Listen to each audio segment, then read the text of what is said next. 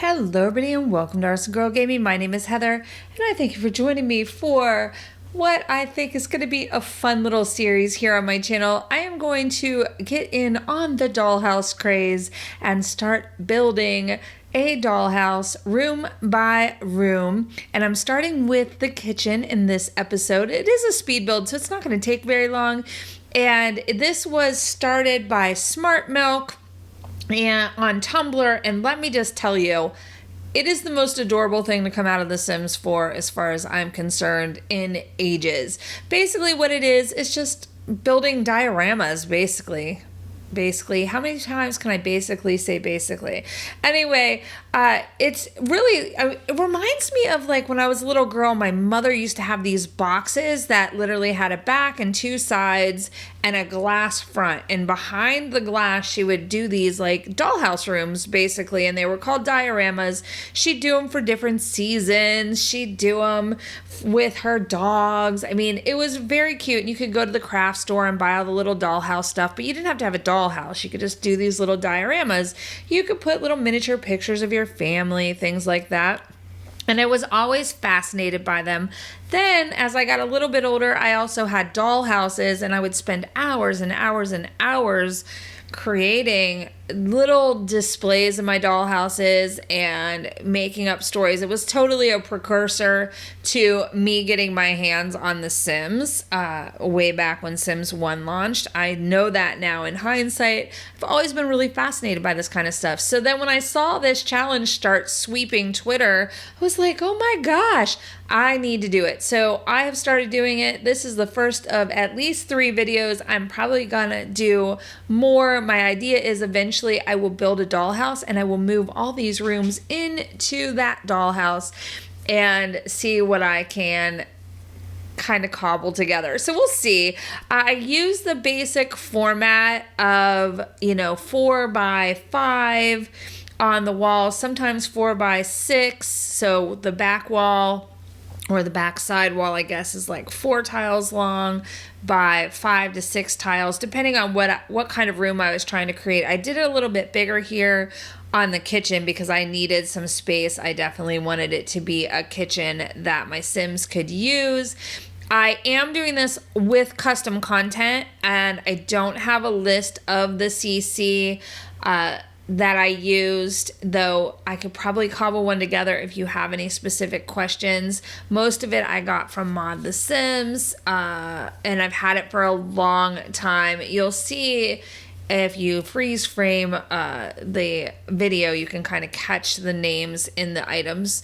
But I don't typically build using CC, especially if I'm going to share to the gallery, because I want you guys to be able to use whatever I build with or without the CC. But in this case, I needed to, because I just wanted to let my imagination go wild and create rooms that I would want to live in.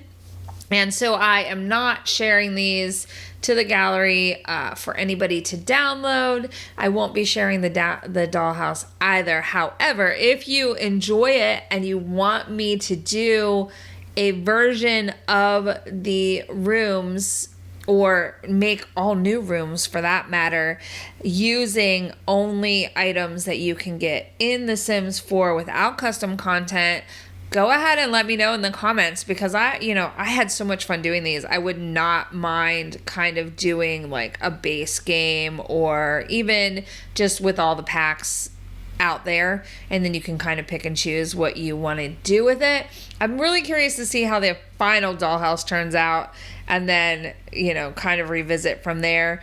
But I love so much of the CC that I have, and it just enhances the game so much for me. I don't use CC very often anymore, because most of the time when I'm building, it's to share. So I was kind of like treating myself, I guess, a little bit when I was doing these videos.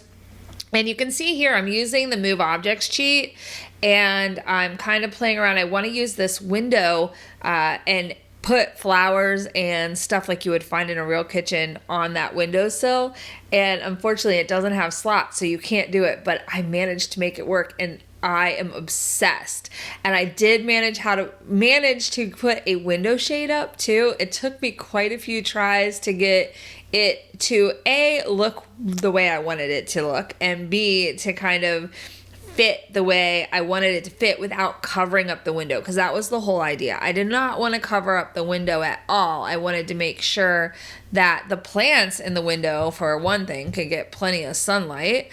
And this one ended up being perfect. And it took me a couple tries to get it placed right where I wanted it, but I was so pleased with the way it came out. And I like the way I staggered the cabinets. I really wanted to put the microwave over the oven. That's how it is in my house. And I saw somebody do it the other day, and I was like, oh, I should try to make that work. And it finally did. It took me a couple tries to get it to where I was happy with it. And then, of course, with the CC, you see, like, I have these, like, real cereal boxes. It just makes it feel a little bit more fun. I don't typically use a lot of like alpha CC, but sometimes I just want stuff to look real. And Frosted Flakes and Sugar Pops and Sugar Smacks, yeah, they gotta look real, in my opinion. And then I did subway tile. I wasn't gonna tile the whole kitchen with the subway tile, but then I ended up really liking the way it looked. This is very much my kind of motif as far as colors. I really like the seafoam greens. I like the very coastal. I am in my real life, I like coastal, calm colors. I like things that make you feel like you're walking into a hug. I don't like things that are cold. I like it to feel very cozy and comfortable. So you notice that a lot of my builds tend to have the same color schemes because I don't step out of that box too much. I'm so drawn to all of that just because it just makes me happy. But I did try to spice it up. Like I took the floor a little bit darker. I put down those flooring pieces to kind of make a quote unquote rug in the kitchen, and just to give a little bit of texture to the floor, because I was trying to make sure that there was pops of color, pops of texture. I didn't want it to be boring, but I didn't also want it to be like a riot of color. So like I use a lot of the colors from the plants to bring colors in the boxes, colors in the flowers, and I like the way it turned out. I think it came out super cute. I was really happy with this kitchen. I was thinking, oh, I should do this design again. The staggered cabinets only happened because I could not get that one cabinet over the stove to work with the microwave if I moved it. And then I was like, oh, let's run with this. It just ended up brilliantly. And I was happy that I had these place settings, custom content, so that I could actually set the bar.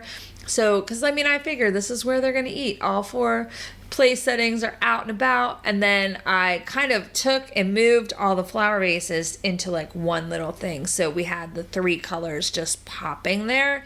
But everything is designed really specifically for those pops. So anyway, I'm rambling. If you enjoyed this Dollhouse Challenge entry of the kitchen, give me a thumbs up. Let me know you watch. If you'd like to see more and you're new to my channel, go ahead and subscribe. That way you'll get notifications when I post anything new on the channel and you don't miss out on anything coming down the line. Got lots more coming, including more dollhouse rooms, and I would love for you to check them out and give me your feedback.